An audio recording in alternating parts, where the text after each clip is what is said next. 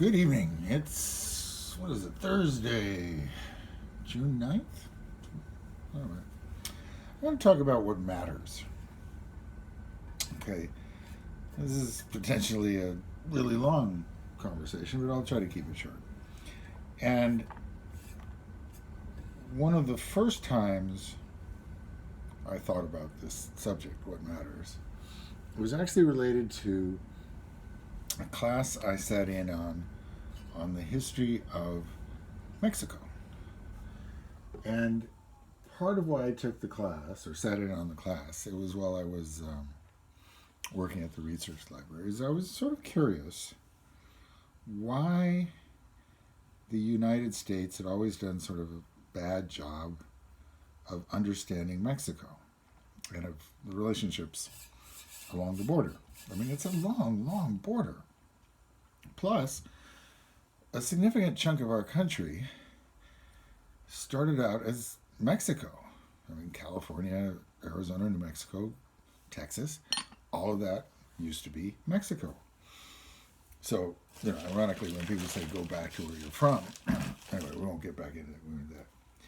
But what I discovered in the course of taking the class was that throughout the history of both the United States and Mexico, each country was facing the other way. If you think of it as sort of a person. Okay, Mexico is very centered on Mexico City, and it sort of contacted the world through Veracruz and then ships to Europe and so forth. So if you were a wealthy Mexican, your knowledge of the United States was very likely, at least direct knowledge, based on having taken a ship to New York City and, gone shopping. In some ways, now, in a similar way, Miami is the northernmost city in Latin America, although it might be Dallas if you think about some of the things that go on in Dallas. But for, centuries,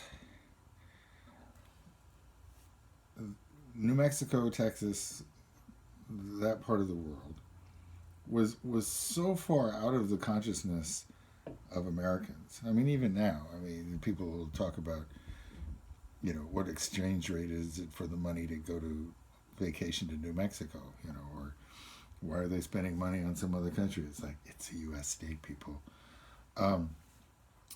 Okay, so that's America, not doing a good job of paying attention to Mexico. Well, for the longest time, Mexico had no reason to pay attention to America. I mean, the northern part of Mexico is very inhospitable, a lot of desert, almost no people. Both sides had to go through enormous conniptions to make any kind of contact. And the contact they made was relatively minor. I mean, it was worth doing for them, but on a national level, it was invisible. Okay.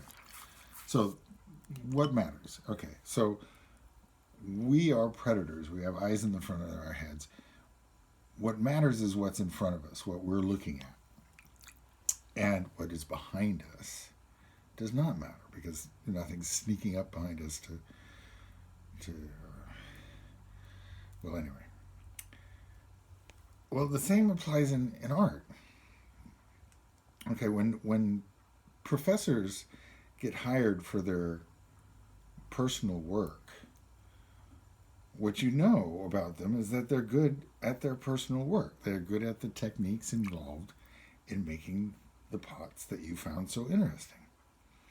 But it's not the same as understanding, the breadth and range of ceramic techniques or even secondary or tertiary ways of doing what they do.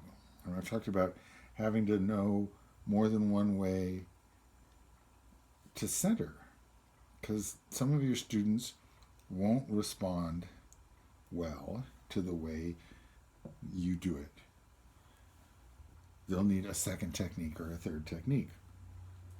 That's the difference between what you learn to be a teacher and what you learn to make great pots on your own. If you just making pots on your own and you're happy with how you turned out, then you have a tendency to stop looking for other ways to do the same thing.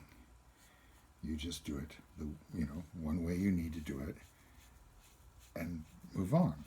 So that is why most people recommend having more than one teacher, or being in a situation where you can go to workshops or have visiting artists or have some oddball come in and show you a different way, showing what's going on in the other direction. Good luck.